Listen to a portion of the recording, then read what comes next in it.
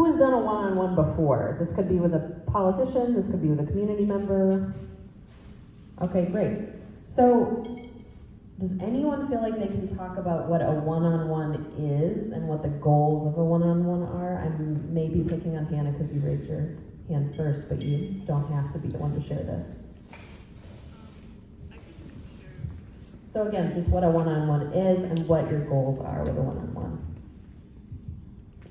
For me, one-on-ones have been usually someone who has like more experience in a certain organization, like sitting down with someone who's new or like interested or like otherwise like, I don't know, wants to get to know them better as like a person and an organizer, and like finding out like what brought that person there, like what interests they have, what needs they have, like what feedback for the group they have, and to just do it in a more like intimate setting that isn't like at a meeting with like a group of a bunch of people.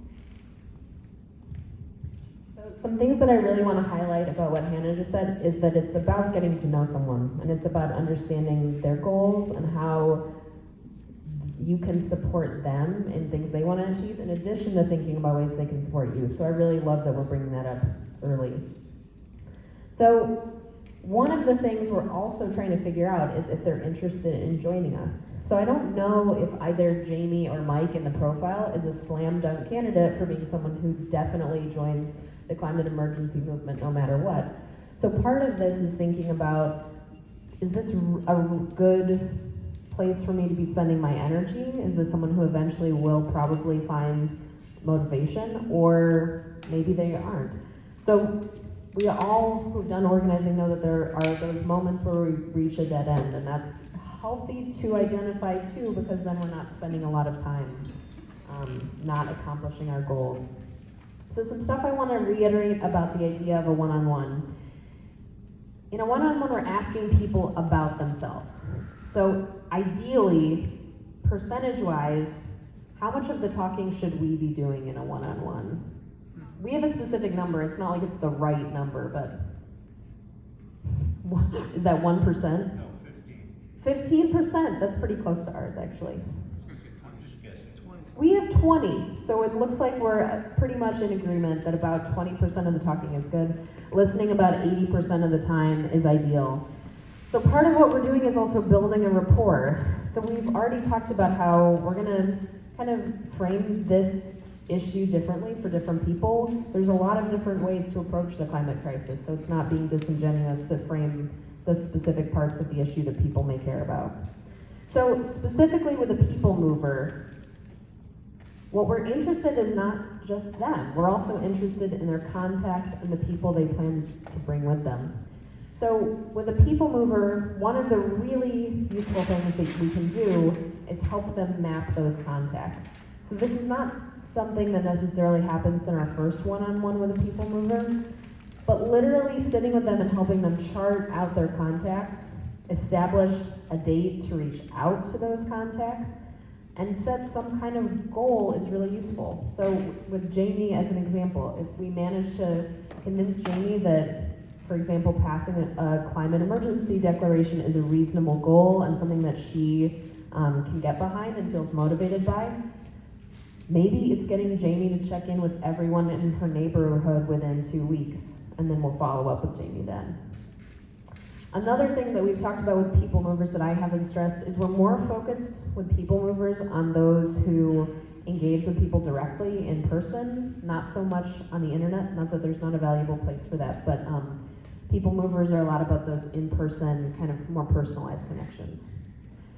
So another great thing to do with a Jamie or a Mike is pre-establish a time where you're going to call them and check in on them and see how this outreach is going.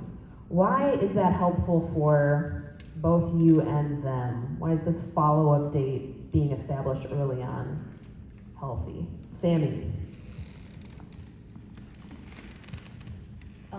I hate deadlines, but having a deadline always stays in the back of my mind, so I always know to remember what's coming up. So if I have like a call with someone, I'm gonna want to refresh my memory. I want to make sure that I'm up to date with it because I don't want to talk to them and be like, yeah, I haven't done anything, or I don't want to just like ignore their call because I haven't been doing anything. Like, I think and also having it set for your calendar, make sure that nothing's going to interfere with it. So I think it's really nice to just have it planned ahead because it's really nice for like organizational purposes. Very good. So I love the immediate answer. No one likes deadlines. Obviously, no one likes deadlines. But if people know it's coming, they're going to be more motivated to follow up.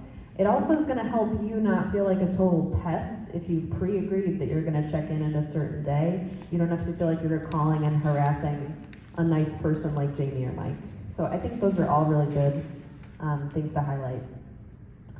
So we're going to break you off into pairs. We keep on making you break off into pairs, I think partially because this is the sleepiest time of day and we all need to like get up and move. Or at least it's my sleepiest time of day. Maybe I'm projecting.